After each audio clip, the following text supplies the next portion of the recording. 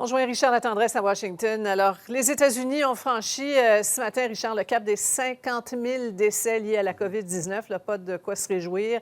Et pourtant, le président Trump affirme qu'il faisait une blague hier en évoquant la consommation de désinfectants pour combattre le virus. Ouais, une blague, une moquerie, un sarcasme qui n'a finalement amusé personne, Sophie. Et la Maison-Blanche a passé littéralement la journée à faire du damage control, comme on dit.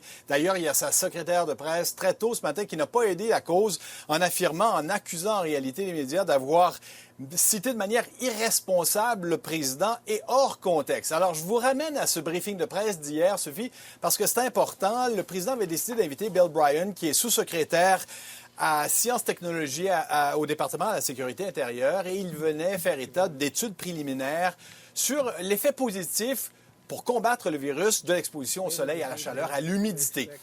Beaucoup de questions, sinon de scepticisme chez les journalistes. J'étais présent, Sophie, mais on n'avait pas encore eu la chance de poser de questions. Et sans qu'on s'y attende, c'est le président lui-même qui a évoqué l'utilisation de désinfectants qui donnerait aussi de bons résultats. Écoutez-le bien.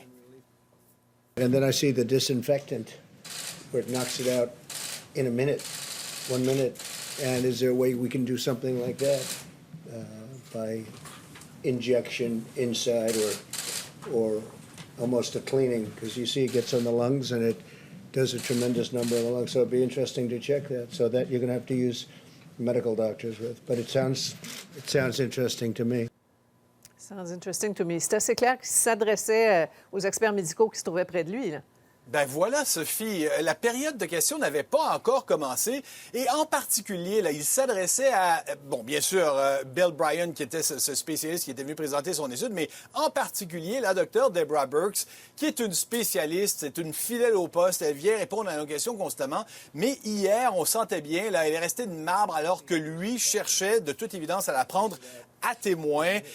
Elle, comme nous tous, Sophie, qui souffre certainement d'une forme de syndrome post-traumatique, là, en entendant constamment le président s'improviser expert médical, que ce soit à ce propos-là ou lorsqu'il parle de l'hydroxychloroquine, que sa propre agence de médicaments et des aliments viennent déclarer dangereux comme médicament. Cela dit, aujourd'hui, il y avait signature de cette fameuse loi de financement des nouveaux programmes d'aide aux entreprises. Ça se passait dans le bureau ovale. Et là, mes collègues qui étaient présents ont cherché à vérifier auprès du président s'il voulait préciser sa pensée. Écoutez bien l'échange que ça a donné.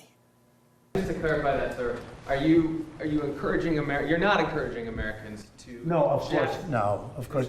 That was interior-wise. It said sarcastically. It was put in the form of a question to a group of extraordinarily hostile people, namely the fake news media. Okay. Some doctors felt they needed to clarify that after. Well, of course, all they had to do was see it was just, you know, the way it was asked. I was looking at you. You know, I know. Sophie, là, c'est fascinant, là. Extraordinarily hostile people. On ne lui avait pas encore parlé des gens extraordinairement hostiles à mon égard. On n'avait pas encore posé de questions, un. Et deux, il s'adresse à mon collègue en disant, Jeff Mason, de l'agence Reuters, vous étiez là. Il dit non, Monsieur le Président, je n'étais même pas là. Alors, vous voyez à quel point, là, c'est pas une façon d'essayer de récupérer tout ça, tout croche. Je me demande comment on appelle ça, là. C'est presque inquiétant. Sarkar Mounon, il a donné des idées à des milliers d'Américains là, qui le croient sur parole et des compagnies ont dû réparer les pots cassés aujourd'hui.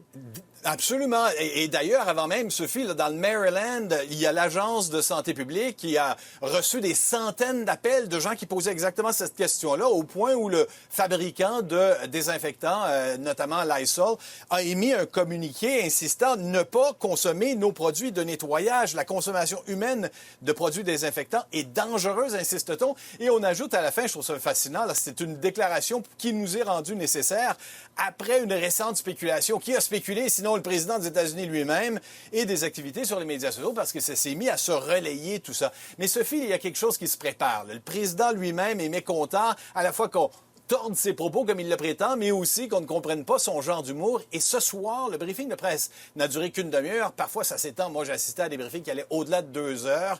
Et il n'a accepté aucune question. Et nos collègues de Axios, qui étaient un média en ligne ici aux États-Unis, soutiennent que le président a décidé de réduire sa participation à ces briefings-là. Parce qu'ultimement, même s'ils sont très regardés, ces points de presse-là, ils ne sont pas bons pour son image. Les gens ne le comprennent pas lorsqu'il affirme, lorsqu'il fait ces déclarations fracassantes et de toute évidence sans fondement. Merci beaucoup, Richard. Bon week-end. Je vous en prie, au revoir, Sophie.